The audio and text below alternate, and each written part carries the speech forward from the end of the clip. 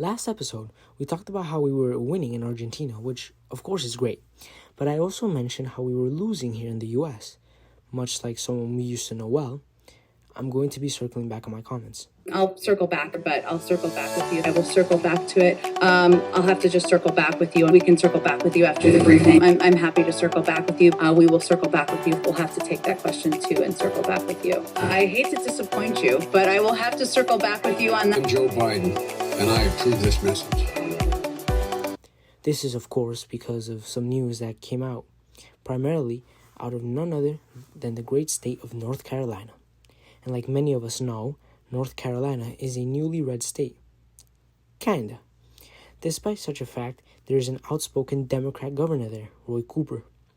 And in being a Democrat, when bills landed on his desk about how trans women, otherwise known as biological males, shouldn't be allowed to compete in women's sports, as well as making it illegal for doctors to chemically castrate kids or chopping off little boys' penises, he vetoed such an egregious and radical bill. In response, the Republican-controlled state Senate and state House of Reps is now working on succeeding in overturning those vetoes and making it a law. This is certainly amazing news straight out of North Carolina, but truly crazy how much power we let these people get, to the point where if you say a man is a man and a woman is a woman and don't teach the kindergartners weird sex stuff, we're the radicals. We're going to be diving headfirst into this news and much more real issues in the CD show.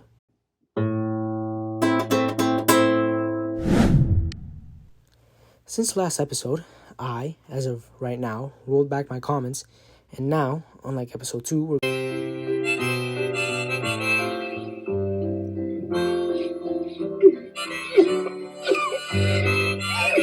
going to dive headfirst into what I just talked about. Straight out of NC. Like I told you guys, the state Senate and General Assembly have the supermajority and the numbers to override the vetoes of the actual radical Governor Roy Cooper. This is exactly what I talked about last time. We need to become more competent, especially to fight off the radical, crazy, yet very, very intelligent Dems in power. North Carolina is a prime example.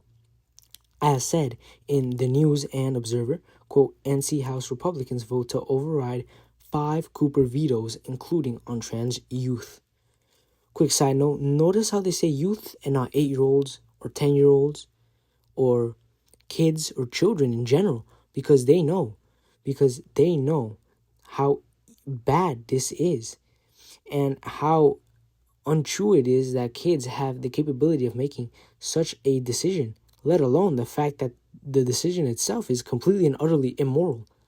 So they can't say something like kids, mainly in the title of the article, because there is a general understanding in society, at least for those who aren't clinically insane, to leave the kids alone.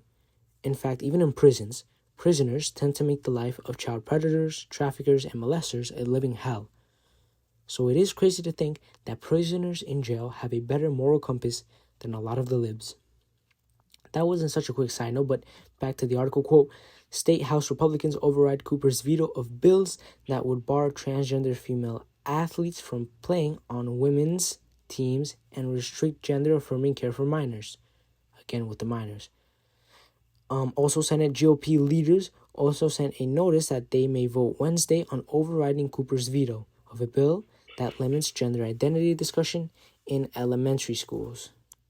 This is obviously great news, but the fact that we need to actually debate this is unacceptable, especially in our society.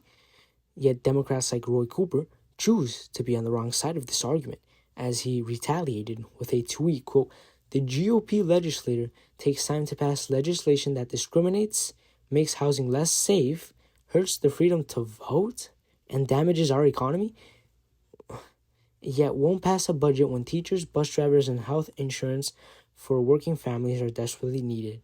Hashtag wrong priorities, end quote. Oh my God. Yeah, Cooper. You know what else is needed? To protect our children, especially when they're in school, where we thought we were safe. But nowadays, we are wrong, just like many other things. And we need to make sure that they don't fall victim to the transgender propaganda that can literally ruin their life, which you yourself are actively supporting. So no, we don't have the wrong priorities. It just so happens that we care about life and the future of this wonderful country. And it also just so happens that you have the wrong priorities. You have the priorities to kill children in the womb and to ruin the life of other children outside the womb. You, sir, have the wrong priorities. Don't come at us saying that we have the wrong priorities, because we don't. We truly don't. Anyways, and with what you're advocating for, it's awful. So if you read the rest of the article, you'll come across bills that the party are actively trying to override, including House Bill 808, quote, would prohibit puberty blockers and surgical gender transitions, procedures for minors, creating penalties for doctors who perform the treatment, including having their medical licenses revoked, end quote. Yes, yes, yes. Please, yes, kid, this is what we need. This is exactly what we want. This is what, the people are advocating for. This is what we want.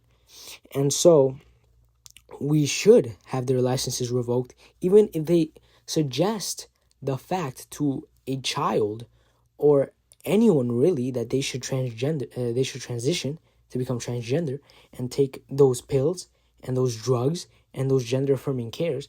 Even if they even put forth the idea or give anyone those drugs or contraceptives, they should not only have their licenses revoked, but should be ostracized from society completely.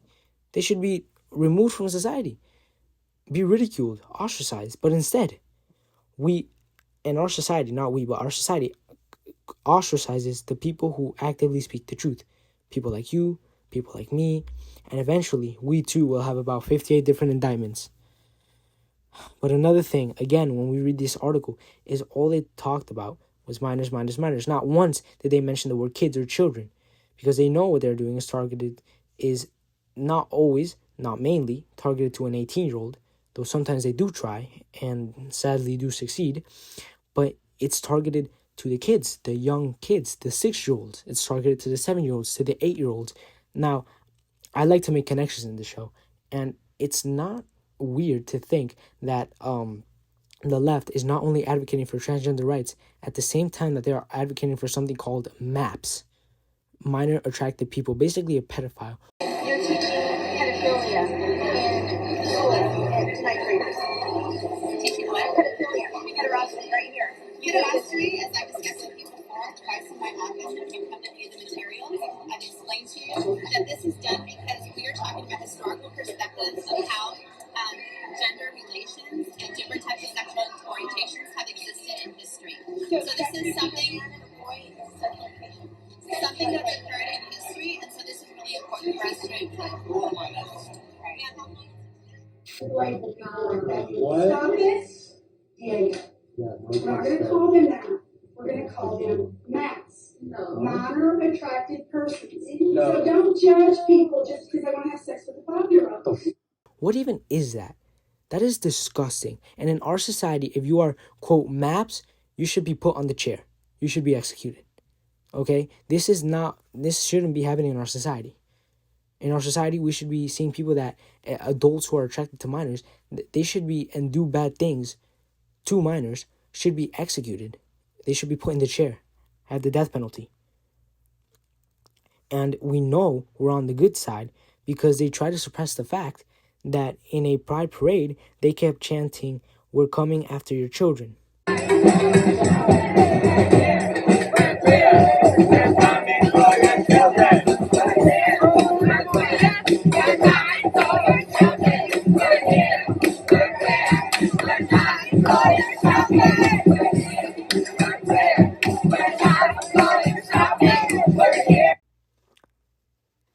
Folks, need I say anything else? Need I say anything else? These people don't have the best interests of you or me or especially our children at heart. And it is a disgrace, truly, that we have let this happen in this country and in the West. Speaking of disgrace, moving on from that little ranting I had on, my good friend, Chris Christie, is now ahead DeSantis in New Hampshire primary polling, getting the number 2 spot. Christie, devourer of worlds, strikes again. And this is very, very bad for the Florida governor. I don't have to say this, especially in a state like New Hampshire, which again is among the first states to vote in the primary.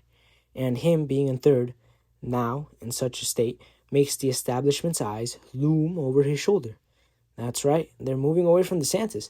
In fact, he lost one of his biggest donors because of his stances on abortion and what he did to control such an act in the state of Florida. Robert Bigelow, which is the donor, even said himself, extremism isn't going to get you elected, and that he does need to shift to moderates, or else he'll lose if he doesn't. DeSantis is between a rock and a hard place here, all right? His campaign, first of all, his campaign is going completely awful. It's going off the rail, right? People on the bad side of the Republican Party and some libs are going to DeSantis, but not in the good way. They're not only voting for him, but they are pushing him to become more like a George Bush. They're pushing him to become more of a McCain, to become one of those people, and they don't get elected except for George Bush. George Bush ran a better campaign than McCain or Romney, but Bush was still not a good president. He wasn't a good president. There were a lot of things behind Bush.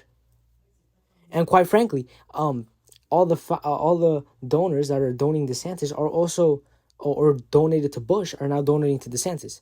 And as we saw here, Bigelow is not donating to DeSantis anymore. And Bigelow even said himself he wants to see how DeSantis does without his money. He wants to see if he can continue without his money. And come on, realization, he can't even do well with the money. So he can't even do anything. So I don't even know what the point is. Anyways, moving on. This is not good for DeSantis, right?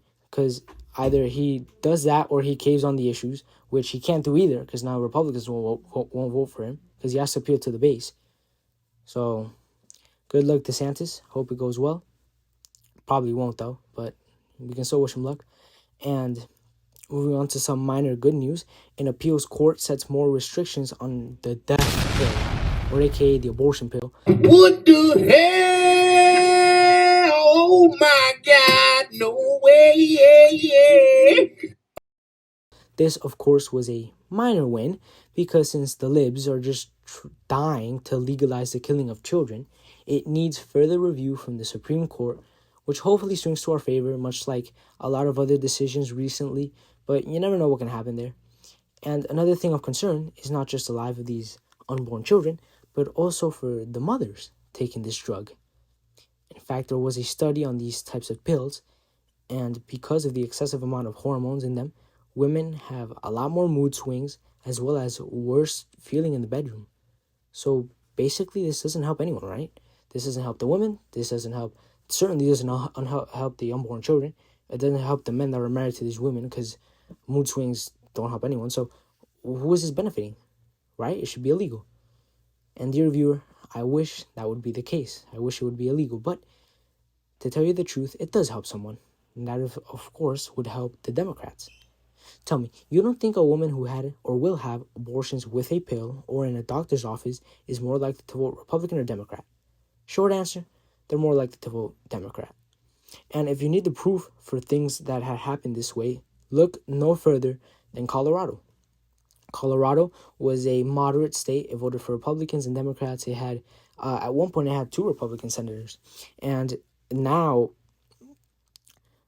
since it legalized the devil's lettuce, Mary Jane, Mary Jaminch, the bad blunt, aka marijuana, since it got legalized, these people moved all the way to the left. They're now lives like, yeah, man, you know what?